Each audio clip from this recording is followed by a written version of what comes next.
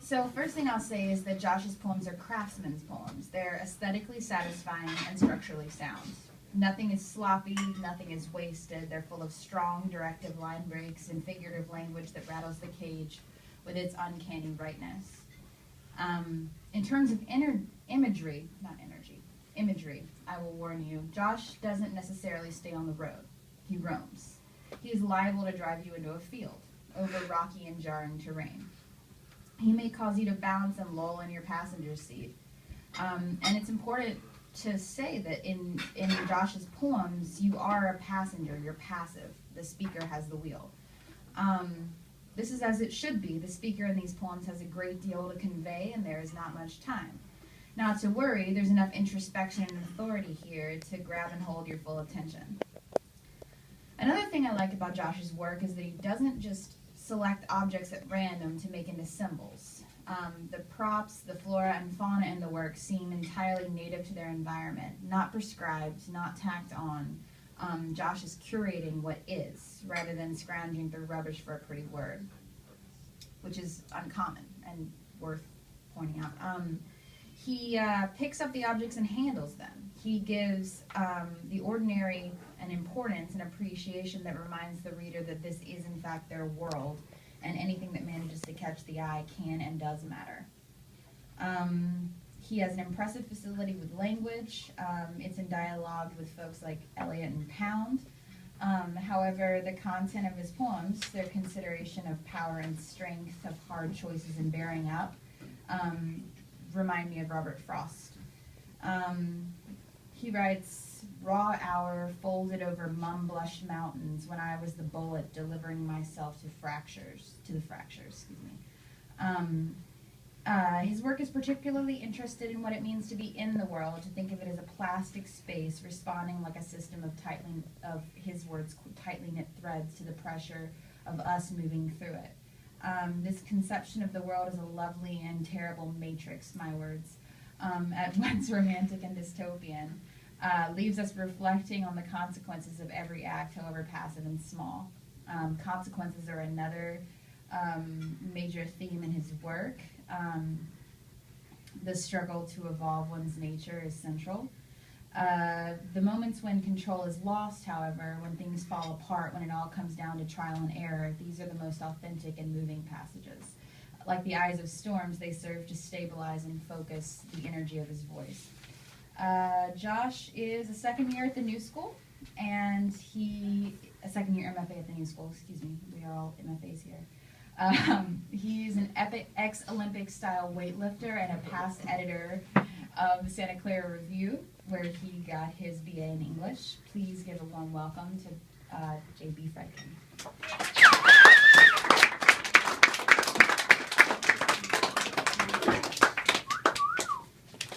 Sweet. All right. Thank you very much, Chelsea and Pat, for having me here. I also want to thank Christopher and Carla and Austin. It's really a pleasure to read with all you guys, and it's awesome. And I'm just going to jump straight into these poems now. So I'm going to start with one called American Legend. Once I was born, I pried a spoon from my ruddy cheek, saw my reflection in its curve, flung it at the dock and told the nurse to grab me steroids and painkillers. I am enslaved by every vice. If it's wicked, I clutch it, devil, and will divine you to death. This diamond you see is iron, flame forged, drunk, rusted. Every morning I must shake off the particles of uranium I sweat while snuggling my shotgun. Mornings are for looking in mirrors, and what I see behind it is me. What you see behind it is me. What I see behind it is expiring. This is called The Gross Anatomy. I don't give a lot of time between the poems, guys. Just flow with me, because they're short, and let's just go. You know what I'm saying? The Gross Anatomy of Nature. I manifest myself sideways.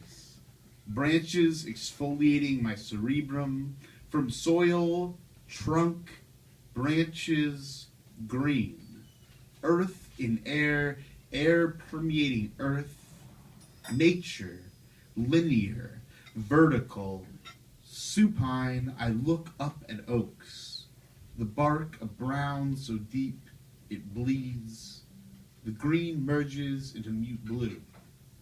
I cannot think as nature grows. My eyes, multifaceted, rotating, evolving, dissolving perceptions. I am most myself when examining the other. A branch crashes down beside me. I cannot reattach it. Crackling what rests on the ground, I stand, unsure which direction escapes the forest. This poem's called Carousel. I am wicked and I know. My aunt told me on Good Friday and I ran away on Sunday. I built a tent in the alley across from the local fairgrounds. On Wednesday nights I would sleepwalk across the street, jump the turnstile, and enter the carnival before dawn, when every ride stood abandoned. Mazes of black rope suspended between steel posts. I framed the faux lamb with the gold saddle, red trim, as it all began to spiral. Bright fists on the Ferris wheel ascended and descended against opaque ether. Contorted faces of porcelain, wooden horses, twisted starlit against the peaceful.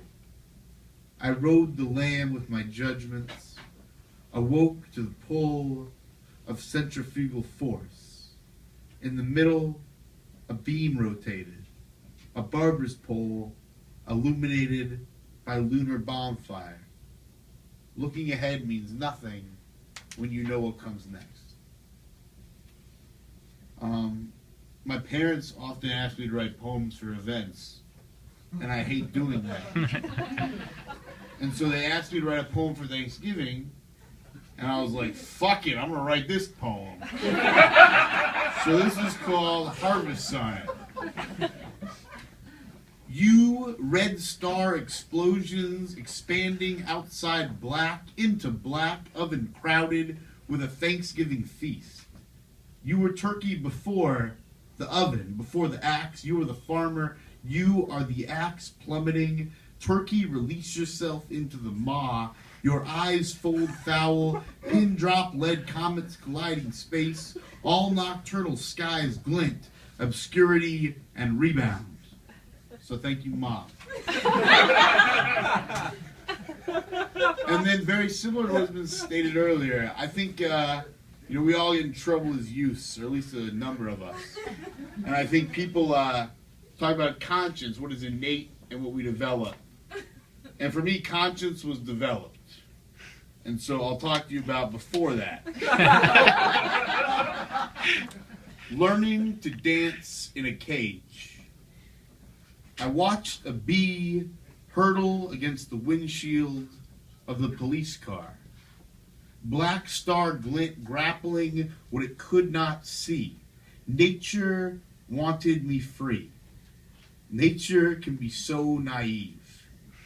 I was the violence in stillness. Students across the street, badges shouting around me, my mother with them, sore-faced and howling. I didn't stare back. In a cage, noise always grows louder. Red digits shifted slowly on a single clock as I moved, hands commanding my back. This world, an orbit of fists and mouths. Poorly mopped linoleum, red spotted cement, fighting everywhere steel bowed.